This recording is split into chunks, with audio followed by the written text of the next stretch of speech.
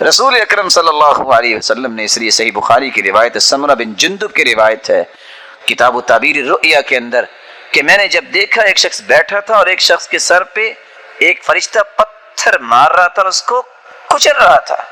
میں پوچھا یہ کون ہے؟ جواب ملا الذی یأخذ القرآن ویرفضہ وینام عن الصلاة المکتوبہ، یہ وہ ہے جس نے قرآن تو پڑھا، فرض نماز کے وقت سویا ہوتا تھا۔ اور بزار کی روایت، اور وہ روایت جو آپ عموماً سنتے ہیں کہ اثقل الصلوات علی المنافقین صلاۃ الفجر و صلاۃ العشاء، منافقوں پہ فجر اور عشاء کی نماز بھاری ہوتی ہے۔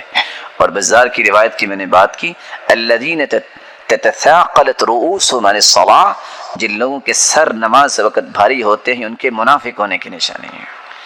اس لیے اقام الصلاۃ، جب تک نماز کی پابندی نہیں ہے آپ کو کبھی چین نہیں آئے گا، آپ کے کسی معاملے میں کبھی سکون نہیں آئے گا۔ یہ راز ہیں۔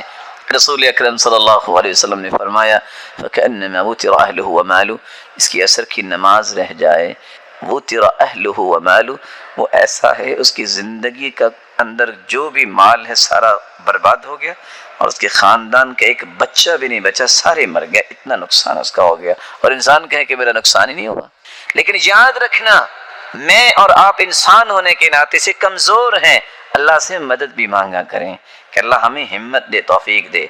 یہ شخص جو نماز کی پرواہ نہیں کرتا، یہ خود سوچے اگر وہ وقت میری فلائٹ کا ہو تو میں سوؤں گا؟ بولیں میں نے وہاں سفر پہ جانا ہے، یا میں نے کسی ہاسپٹل میں چیک اپ کروانا ہے، میں نے کسی سے پیمنٹ لینی ہے، میں نے کوئی کام کرنا ہے، اس وقت سویا تھا؟ اگر اس وقت بھی سویا ہے ہم کہیں گے یہ بیمار ہے۔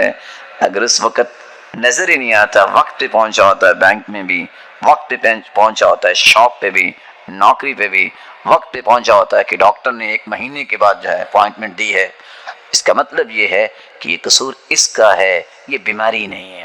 اور اسی لیے وہ شیخ سے سوال کرنے والی ماں سوال کرتی ہے کہ میں نے بہت کوشش کی ہے، بیٹے میرے جو ہے نا وہ نماز کے لیے اٹھتے نہیں۔ کہا کذب تھی، جھوٹ کہہ رہی ہو۔ اب ایک عورت کو کہہ دیا جائے کہ جھوٹ کہہ رہی ہو تو وہ غصہ تو آئے گا۔ کہا میں نے کبھی جھوٹ نہیں بولا۔ کہا یہ بتاؤ اگر آپ کے بیٹے کے کمرے میں اے سی میں آگ لگ جائے کیا کرو گی؟ قالت اجرہ بعنقی، میں اس کی گردن سے کھینچ کے باہر نکالوں گی تاکہ یہ بچ جائے۔ کہا دنیا کی آگ سے بچانے کے لیے گردن سے پکڑ کے کھینچو گی، جہنم کی آگ سے بچانے کے لیے کیوں نہیں کھینچتی؟ کیوں نہیں کھینچتی؟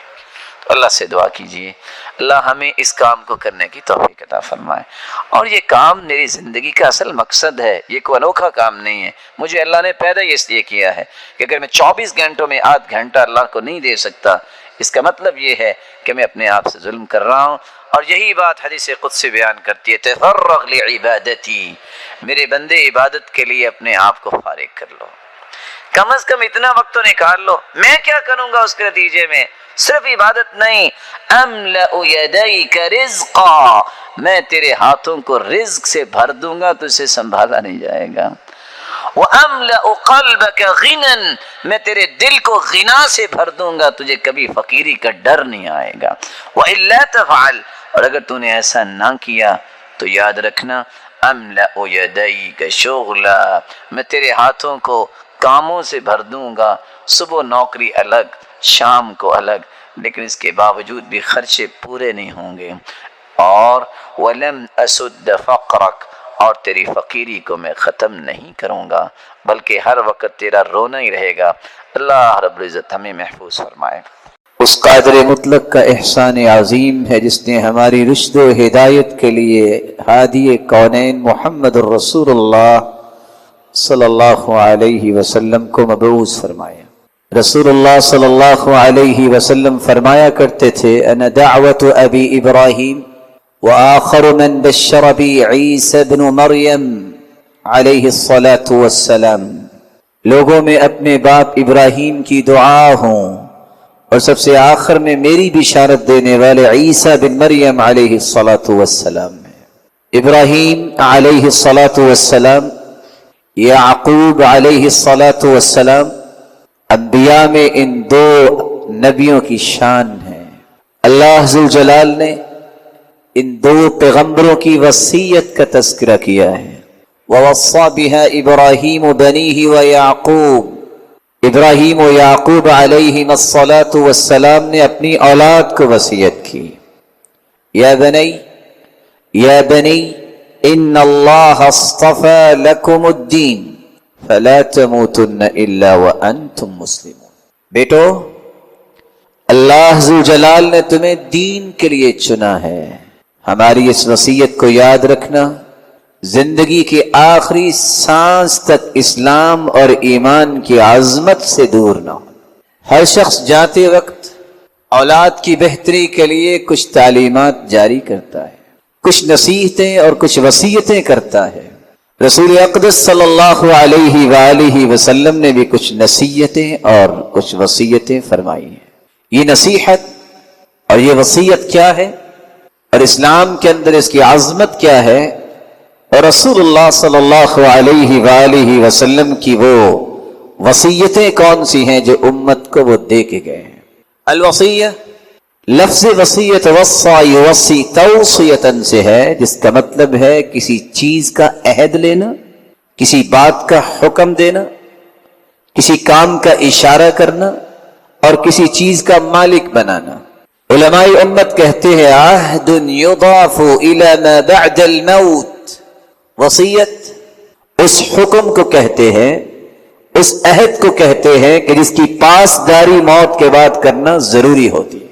رسول اللہ صلی اللہ علیہ وسلم نے اس لیے فرمایا، عبداللہ ابن عمر رضی اللہ تعالی عنہ روایت کرتے ہیں، ما حق امرئ مسلم له شيء يريد ان يوصي فيه يبيت ليلتين الا ووصيته مكتوبة عنده۔ ایک مسلمان جس کے پاس مال و دولت ہے، وہ وصیت کرنا چاہتا ہے، کر سکتا ہے، اس کی 2 راتیں نہیں گزرنی چاہیے کہ اس کی وصیت اس کے پاس لکھی ہوئی ہونی چاہیے۔ رسول اللہ صلی اللہ علیہ وسلم کے اس فرمان معظم کی روشنی میں میری اور آپ کی ذمہ داری یہ ہے کہ وہ تخیلاتی جنجلاہٹ سے اپنے آپ کو آزاد کیجئے۔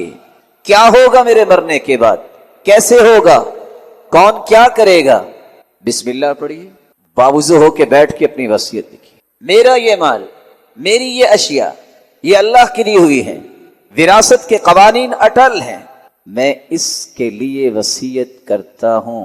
اور وصیت کا اصول کیا ہے، والثلث کثیر، اپنے پورے مال میں سے 1/3 حصہ آپ وصیت کر سکتے ہیں۔ پہلا اصول، ولا وصیت لوارث، رسول اللہ صلی اللہ علیہ وسلم نے فرمایا، ان اللہ اعطى كل ذی حق حقہ فلا وصیت لوارث، ہر حق والے کو اللہ نے حق دے دیا ہے، جو وراثت کا حقدار بننے والا ہے اس کے نام کی وصیت کرنا جائز نہیں۔ حسن بصری رحمت اللہ علیہ اس لیے کہا کرتے تھے، المؤمن لا يأكل في كل بطنه ولا تزال وصیته تحت وسادته۔ مومن کی شان یہ ہے، وہ کبھی بھی پیٹ بھر کے کھانا نہیں کھاتا، لأنه لم يخلق لهذا، کیونکہ وہ کھانے کے لیے ہی پیدا نہیں کیا گیا۔ کچھ لوگ کھاتے ہیں زندہ رہنے کے لیے، اور کچھ لوگ زندہ رہتے ہیں کھانے کے لیے۔ اگر کھانے کے لیے ہی پیدا کیا ہوتا تو انسان کا سٹمک بھینس سے بڑا ہوتا، لیکن ایسا نہیں ہے، انسان کو کسی اور کام کے لیے پیدا کیا ہے، یہ اشرف المخلوقات ہے۔ اس انسان کو اللہ کی عبادت کا وہ انداز اختیار کرنا ہے، اس کی 24 گھنٹے اس کے تقرب الہی کو حصول کے لیے گزرنے چاہیے۔ اللہ ہمیں ایسے لوگوں کی صف میں شامل۔ المؤمن لا يأكل في كل بطن ولا تزال وصيته تحت وسادته۔ مومن کیسا ہے، اس کی وصیت اس کے تکیے کے نیچے لکھی ہوئی پڑی ہونی چاہیے۔ آج امت اس بات سے ویسے ہی کوری ہوگی۔ الا من رحم ربی، اگر میں اس خوبصورت ہال میں ان روشن چہروں کی خدمت عالیہ میں گزارش کروں گا، کون ہے جس نے وصیت لکھی؟ ہر شخص اپنے آپ سے پوچھے کہ میں نے وصیت لکھی، گواہ بنائے۔ نو ڈاؤٹ جنازے کے وقت یہ اناؤنسمنٹ ہوتی ہے، کسی نے لینا ہے کسی نے دینا ہے تو لواحقین موجود ہیں، بہت اچھا علاج ہے، لیکن اس سے اچھا کیا ہے؟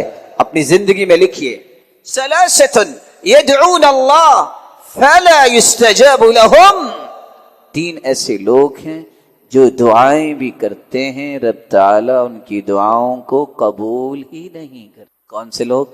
رجل كان له على رجل دين فلم يشهد عليه، کسی نے قرض لیا کوئی گواہ نہیں۔ ورجل كانت تحته امرأة سيئة الخلق فلم يطلقها، انسان کو گھر کے ماحول میں اس طرح بے رخی ہے، بیوی بد اخلاق ہے، نہ اسے سمجھاتا ہے نہ اسے طلاق دیتا ہے، ساری رات ہاتھ اٹھا کے بیٹھا رہے، دعا قبول نہیں۔ اور اس سے بڑی بدخلقی کیا ہے کہ وہ نماز ہی نہیں پڑھتی، اس سے بڑی بد اخلاقی کیا ہو سکتی؟ ورجل اعطى ماله سفيها، تیسرا وہ شخص جس کی دعا کو قبول نہیں کیا جاتا، جو اپنا مال سفہا کے سپرد کر دیتا ہے۔ سفہا بے وقوفوں کو کہتے ہیں۔ قال ابن عباس رضی اللہ تعالی عنہ، عبداللہ ابن عباس رضی اللہ تعالی عنہ کہا کرتے تھے وَلَا تُؤْتُوا السُّفَهَاءَ أَمْوَالَكُمْ، اپنے مال سفہا کو نہ دو، أَيِ النِّسَاء وَالصِّبْيَانِ، کچھ لوگ زیادہ ہی ایفیشنسی دکھاتے ہیں، اپنا مال بیوی کو دیا، اچھا تم تجارت کرو، انت من القوام، تم مرد ہو، تمہاری ذمہ داری ہے۔ یہ قیامت کی نشانی ہے کہ بازار کی زینت عورت بنے گی، اور حدیث کے الفاظ ہیں وَأَن يُعِينَ الْمَرْأَةُ الرَّجُلَ فِي تِجَارَتِهِ، عورت اپنے خامن کی تجارت میں مددگار بنے گی، کب؟ من اشراط الساعہ، یہ قیامت کی نشانیوں میں سے نشانی ہے۔ اور اسلام کا نظام کیا ہے؟ المرأة ہی الملکہ، ملکۃ البین، عورت یہ گھر کی یہ ملکہ ہے، اس کا کام بچوں کی تربیت کرنا ہے، اس کا کام ہے گھر کے معاملات کو اس قابل بنانا کہ وہ حلال رزق کمانے والا آئے، اس کی آنکھیں بچوں کو دیکھیں تو خوش ہو جائے کہ ان کی تربیت کیسی ہے۔ تربیت وہ کیسے کرے جیسے ہاجرہ نے کی کہ مدت کے بعد آئے ہیں والد ابراہیم، لیکن کس نے یہ آداب فرزندی سکھائے کہ باپ نے ایک مرتبہ کہا کہ بیٹا خواب آئی ہے اور آپ کو میں ذبح کرنا چاہتا ہوں، افعل ما تؤمر، ابا جان پریشانی کیا ہے؟ آپ ذبح کے لیے تیار ہو، میں گردن کٹوانے کے لیے تیار ہوں۔ رسول اللہ صلی اللہ علیہ وسلم نے فرمایا ان 3 لوگوں کی دعا کو قبول نہیں کیا جاتا۔ لکھو، گواہ بناؤ، مت بچوں کے حوالے اپنا مال کرو۔ جس کو آپ بچہ کہہ رہے ہیں اس کی چائلڈش حرکتیں کو دیکھو، اس کو تو پتہ نہیں ہے کہ نماز کیسے پڑھنی ہے۔ اور عمر رضی اللہ تعالی عنہ نے قانون بنایا تھا لا يبيع في سوقنا الا بعد ما يتفقه، جس شخص کو تجارت کے اصول نہیں آتے، سمجھ نہیں رکھتا، وہ ہمارے بازار میں مت آئے۔ بچہ جب سارا مال ضائع کر بیٹھتے ہیں تو پھر کہتے ہیں اوف کیا ہوا؟ کیوں کیا ہوا؟ تم نے سنت کی مخالفت کی ہے۔ بچے کو جوان ہونے دو، اس کو سکھاؤ، جب وہ اس عمر کو سن رشد کو پہنچ جائے، اس کو تمیز ہو جائے کہ کیا چیز صحیح ہے کیا غلط ہے، آپ اس کو شریک کرو، اس کو الگ کاروبار کرواؤ۔ لیکن اپنے آپ کو اس طرح فارغ کر لینا، بچوں کے ہاتھ میں دے دینا، عورتوں کے ہاتھ میں دے دینا، اس کی دعا قبول نہیں ہو۔ کتنا ہی اچھا ہے کہ اس اناؤنسمنٹ سے پہلے یہ سب کچھ لکھا ہوا ہو، میں نے اس کا دینا ہے، اس کا لینا ہے، میری یہ وصیت ہے، میرے مرنے کے بعد میرا اتنا مال فلاں کو دے دینا، یہ فلاں جگہ پہ دے دینا، یہ فلاں نیکی کے کام پہ لگا دینا۔ ضحاک اس لیے کہا کرتے تھے من مات ولم يوصي لذي قرابته فقد ختم عمله على معصية، جو اپنے رشتہ داروں کے لیے وصیت کر کے فوت نہیں ہوا اس کا خاتمہ برائی پہ ہو۔ اس لیے کہا کرتے تھے اوصل ذوی قرابتک مما لم يرثك ودع المال مما قسمه الله علیہ، اپنے رشتہ داروں میں سے فقراء، مساکین، ضرورت مند، حاجت مند، ان کے نام کی بھی وصیت کیا کرو، اور بقیہ مال کو چھوڑ دو جو اللہ نے اصول بنا دیے ہیں وراثت کے، اس کے مطابق ہی وہ تقسیم ہونا چاہیے۔ اور آج امت کو کیا ہو گیا؟ کوئی شخص اس بارے میں توجہ کرنے کی ضرورت نہیں سمجھتا، وصیت لکھتا ہی نہیں۔ حالت تو یہ ہے کہ مرد تو مرد ہوتا ہے، عورتیں کمزور ہوتی ہیں، یہاں بڑے طاقتور بھائی کچھ ایسے بھی دیکھنے کو ملے دنیا میں جنہوں نے زور بازو سے اپنی بہنوں کا حق دبا لیا اور ظالم بن گئے، اور کچھ ایسے بھائی بھی مسکین دیکھے کروڑوں کے مالک ہونے کے باوجود منتیں کر رہے ہیں کہ بہن معاف کر دو، تم نے کہاں لے کے جانا ہے؟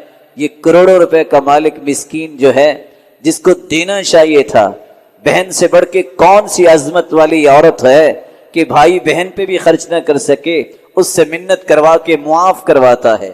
اور بہن بھی کیا ہے جو اپنی اولاد کی دشمن کہتی ہے دے لو سب کچھ لے لو، میری اولاد کو دیکھا جائے گا، تیرا حق کیا ہے کہ تم اس طرح کرو، جبکہ وہ کروڑوں کا مالک ہے، اپنی اولاد پہ ظلم کیوں کرتے ہو؟ اور کوئی اٹھتا ہے اس شخص نے چونکہ میرے کہنے پہ شادی نہیں کی، میں اس کو عاق کرتا ہوں۔ شریعت کا کوئی اصول عاق کا نہیں ہے، عاق صرف اس وقت ہوتا ہے، اللہ کے رسول صلی اللہ علیہ وسلم نے فرمایا لا يرث المسلم الكافر ولا الكافر المسلم، کافر مسلمان کا وارث اور مسلمان کافر کا وارث نہیں بن سکتا۔ عاق کا کیا معنی؟ یہ حق ہے، وصیت، وراثت، یوصیکم اللہ فی اولادکم، یہ اللہ نے وصیت کی ہے۔ اور آخر میں تمام حصص کو بیان کر کے فرمایا تلک حدود اللہ، یہ اللہ کی حدیں ہیں۔ وَمَن يُطِعِ اللَّهَ وَرَسُولَهُ، جس نے ان حدوں کو پامال نہیں کیا، اللہ اور اس کے رسول کی بات کو مانا، جنت میں جائے گا، ہمیشہ رہے گا۔ وَمَن يَعْصِ اللَّهَ، جس نے ان حدودوں کو پامال کیا، پرواہ نہ کی، جہنم میں جائے گا اور ہمیشہ رہے گا۔ اللہ ذوالجلال ہمیں محفوظ فرمائے۔ یہاں رک کے ایک بات کا اضافہ کر کے میں اپنی بات کو جاری کروں گا۔ نہیں، میں نے وصیت تو نہیں کی، میں نے تو بیٹے کو گفٹ کیا ہے۔ کس بیٹے کو گفٹ کیا ہے؟ انت ومن انت تتصرف فی مالک علی رغباتک، اپنی مرضی سے اپنے مال کو اس طرح تم اولاد کے درمیان بے انصافی سے خرچ کرو۔ فاستقم کما امرت، حکم یہ ہے سیدھے راستے پہ چلو، کیسے؟ جیسے حکم ہوا ہے۔ یہ نہیں کہا فاستقم کما رغبت، مت اس طرح اپنے آپ کو سیدھا کرو جیسے میں چاہتا ہوں میں مستقیم اس طرح ہوں گا، یہ شریعت نہیں ہے، یہ آپ کی رائے ہے۔ رسول اللہ صلی اللہ علیہ وسلم کے پاس نعمان بن بشیر، روایت کرتے ہیں بشیر آئے، ان کا بیٹا تھا نعمان اور عبیہ، ایک ان کی بہن تھی نعمان اور عبیہ۔ ماں نے کہا بیٹے کو کوئی تحفہ دے دو، انہوں نے زمین کا ٹکڑا دے دیا۔ کہا نہیں، جب تک اللہ کے رسول سے نہیں پوچھیں گے، ان کو گواہ نہیں بنائیں گے تو میں یہ تحفہ نہیں دینے دوں گی۔ دونوں میاں بیوی اللہ کے رسول کے پاس آ گئے۔ آپ صلی اللہ علیہ وسلم نے سوال کیا کہ یہ تحفہ آپ نے دوسری اولاد جو ہے اس کو بھی دیا ہے؟ کہا نہیں۔ تو آپ نے فرمایا انی لا اشہد علی جور، تو میں ظلم پہ گواہ نہیں بن سکتا، ظلم ہے۔ سووا بین اولادکم، اپنی اولاد میں انصاف، عدل، مساوات قائم کرو۔ جس طرح تم چاہتے ہو کہ ساری اولاد تمہاری خدمت کرے، ساری اولاد تمہارا احترام کرے، تمہارا حق بنتا ہے کہ تم بھی ان کے اندر انصاف کرو اور مساوات قائم۔ گفٹ کا قانون یہ ہے مرد ہو یا عورت دونوں کو برابر ملتا ہے۔ پھر سنیے، اکرر، گفٹ جب زندگی میں باپ کرے ماں کرے تو بیٹی اور بیٹے کو برابر ملتا ہے۔ وراثت کے اندر مرد کے 2 حصے ہوتے ہیں، عورت کا 1 حصہ یہ مرنے کے بعد ہوتا ہے۔ اس لیے امت کو اپنی زندگی کے یہ مسائل سمجھنے چاہیے۔ رسول اللہ صلی اللہ علیہ وآلہ وسلم نے بھی اپنی امت کو وصیتیں اور نصیحتیں کی۔ وَوَصَّى بِهَا إِبْرَاهِيمُ بَنِيهِ وَوَصَّى بِهَا إِبْرَاهِيمُ بَنِيهِ وَيَعْقُوبُ يَا بَنِيَّ إِنَّ اللَّهَ اصْطَفَى لَكُمُ الدِّينَ فَلَا تَمُوتُنَّ إِلَّا وَأَنْتُمْ مسلمون۔ یہی وصیت ابراہیم نے اپنے بیٹوں کو کی، یہی وصیت یعقوب نے کی۔ بیٹو، تمہیں اللہ نے دین کے لیے چن لیا ہے، یہ استفاء و اجتباء اور سلیکشن ربانی ہے۔ بیٹو اس تقسیم پہ خوش ہو جائیے، زندگی کے آخری رمق تک دین نہ چھوڑنا۔ آج وصیت کیا ہوتی ہے؟ میں مر بھی جاؤں تم نے اس کو چھوڑنا نہیں ہے، مار کے رہنا ہے۔ یہ کون کر رہا ہے وصیت؟ مسلمان۔ میں رہوں نہ رہوں تم نے چھوڑنا نہیں. یہ بزدل لوگوں کا کام ہے جن کو جنت کے نظارے نہ کبھی سننے کو ملے ہوں گے، سنا ہے تو سن کے نکال دیا ہے، نہ سوچا ہی ہوگا کہ آخرت بھی آنی ہے. میں سوچ کیا رہا ہوں، اس کا نتیجہ بھگتنا پڑے گا. ابو بکر ابن ابی شیبہ زندگی کے آخری سانسوں میں ہیں. بیٹا رونے لگ گیا. الذی ابکاک یا بنی، بیٹا کیوں رو رہے ہو؟ ابا جان آپ کے فراق میں ہی تو رو رہا ہوں. کہا بیٹا میں آپ کو ایک بات جی ابا جان، لا تعص فی هذا البیت، لا تعص اللہ فی هذا البیت. بیٹا جب سے میں نے یہ گھر بنایا ہے آج تک اس میں گناہ نہیں کیا. بیٹا میں مر جاؤں تو اس گھر میں زندگی بھر گناہ نہ کرنا، نہ ہونے دے. اور پریشانی کی بیٹا کیا بات ہے، قرآن پڑھا کر. یہ سامنے جو پلر ہے نا تیرے باپ کے گھر میں، اس پلر کے ساتھ بیٹھ کے تیرے باپ نے 18,000 مرتبہ قرآن پڑھا ہے. اور رسول اللہ صلی اللہ علیہ وسلم نے امت کو وصیتیں فرمائی.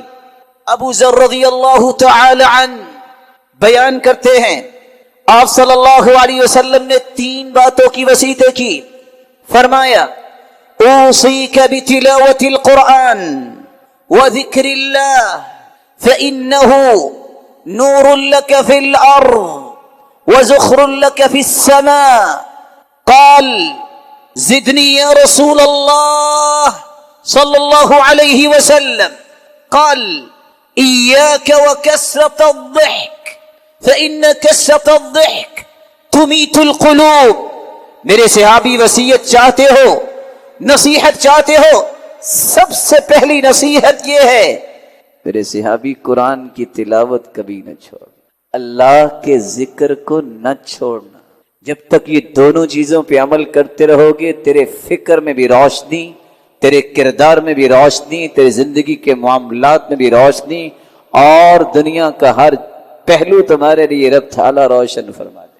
اللہ کے رسول کو شعار فرمائیے قال وإياك وكثرة الضحك. میرے صحابی جب اللہ کا ذکر کرنا ہے، قرآن پڑھنا ہے تو کثرت سے کہا لگانے سے باز رہنا. کثرت سے کہا لگانے سے دل مردہ ہو جاتے. قرآن مجید کی تلاوت، اللہ کا ذکر. ایم اللہ، اللہ کی قسم قرآن اور ذکر الہی سے بڑھ کے دنیا میں نعمت ہے ہی کوئی. اس لیے فضیل بن عیاض رحمہ اللہ کہا کرتے تھے لم ار خلیلا یرفع قدر خلیلہ کالقرآن.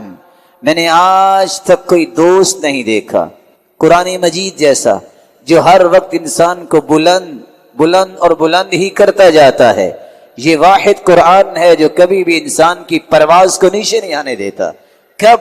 جب اس سے وابستگی ہو جائے، سچی محبت ہو جائے.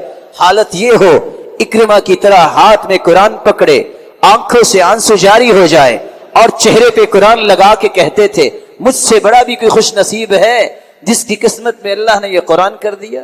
مجھ سے بڑا بھی کوئی سعادت مند ہے جس کی زبان پہ اللہ نے اپنی کلام کو جاری کر دیا. آجری کی بات کے مطابق وہ قرآن کے صفات کو کھولتا ہے، متقین کا تذکرہ آتا ہے، رک جاتا ہے، دعا کرتا ہے الہی متی اکون من المتقین. یہ تو متقین کا تذکرہ ہے، میرے مالک میں کب متقی بنوں گا. دعا کرتا ہے. جب فائزین کا تذکرہ پڑتا ہے رک جاتا ہے متی اکون من الفائزین، میں کب کامیاب لوگوں کی صف میں آؤں گا. یہ وہ انسان ہے جس کی زندگی رونق اور سرور کے ساتھ لبریز ہوتی ہے اور روشنیاں ہی روشنیاں اس کی زندگی میں ہیں. وَذُخْرًا لَكَ فِي الْأَرْضِ، اور یہ سارے کا سارا عمل آپ کے لیے قیامت کے دن کے لیے ذخیرہ ہو رہا ہے. قرآن مجید کو پڑھیے، احادیث کی تمام کتابوں کو کھنگالیے، آپ کو کوئی عمل نہیں ملے گا. جب انسان فوت ہو جاتا ہے سب اعمال منقطع ہو جاتے ہیں. واحد قرآن ہے. جب قیامت کا دن ہوگا رب تعالیٰ کی طرف سے اعلان ہوگا اقرا وارتقی ورتل كما كنت ترتل في الدنيا فإن منزلتك عند آخر آية تقرأها. اے قاری قرآن ذرا قرآن پڑھنا شروع کیجئے اور جنت کی سیڑھیاں بھی چڑھتے جاؤ. مقام وہاں ہوگا جہاں تم من الجنت والناس کی تلاوت کرو گے. اور میں بتانا کیا چاہ رہا تھا جو دوسری روایت کے الفاظ ہیں وَيُزَادُ بِكُلِّ آیَةٍ حَسَنًا. یہ نیکیاں کمانے کا وقت دنیا ہے، واحد قرآن ہے. جب یہ قرآن کی آیتیں پڑھے گا جنت میں بھی چڑھتا جائے گا سیڑھیوں پہ اور ہر آیت پہ اس کے مزید نیکیاں اور اسے درجات نصیب ہو جائیں۔ اور رسول اللہ صلی اللہ علیہ وسلم کے صحابی دوسری روایت میں فرماتے ہیں، مطرف، میں نے سوال کیا، طلحہ بن مصرف، سألت عبد الله بن أبي أوفى هل كان النبي صلى الله عليه وسلم أوصى، کیا اللہ کے رسول نے وصیت کی؟ قال لا، نہیں جو لوگ کہتے ہیں کہ وصیت فلاں فلاں کے لیے کی، نہیں کی۔ اوصى بکتاب اللہ، اللہ کے پیغمبر نے اپنی امت کو وصیت کی ہے تو اللہ کی کتاب کی وصیت کی۔ کتاب انزلناه الیک مبارک لیدبروا آیاتی ولیتذکر اولو الالباب۔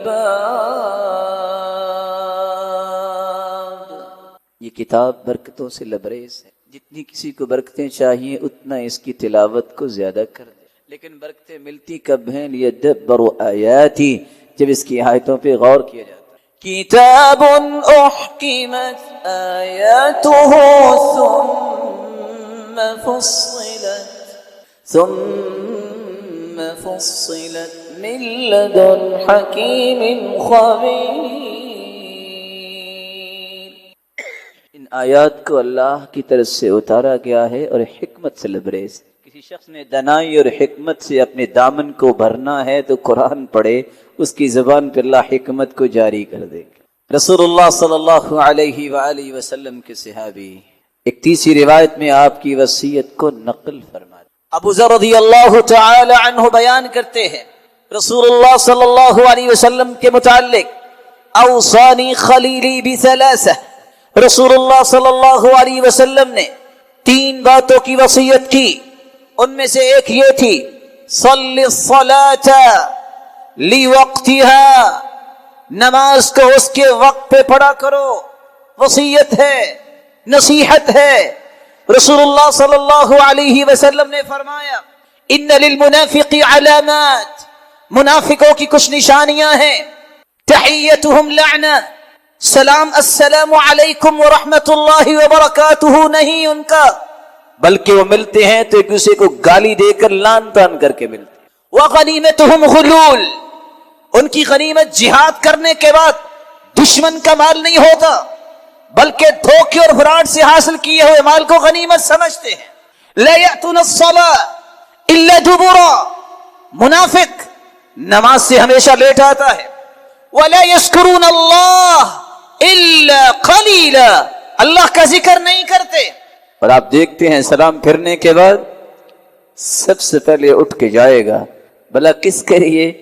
کہ شاید کوئی کسٹمر، کوئی کلائنٹ نہ آیا ہو، برکتیں تو تیرے رب کے پاس ہے، جس نے دینی ہے اس کو چھوڑ کے جا رہے ہو، جا اس کے پاس رہے ہو جو کچھ دے ہی نہیں سکتا۔ رسول اللہ صلی اللہ علیہ وآلہ وسلم نے فرمایا، سخب بالنہار خشب باللیل، بازاروں میں چیختا نظر آئے گا، لیکن جب رات ہوتی ہے ایسے پڑا ہوگا جیسے لکڑی پڑی ہوتی ہے، کبھی اس کو اللہ کا نام یاد نہیں آیا۔ اللہ ذوالجلال ہم کی حفاظت فرمائے۔ نماز کو اس کے وقت پہ پڑھو، نماز با جماعت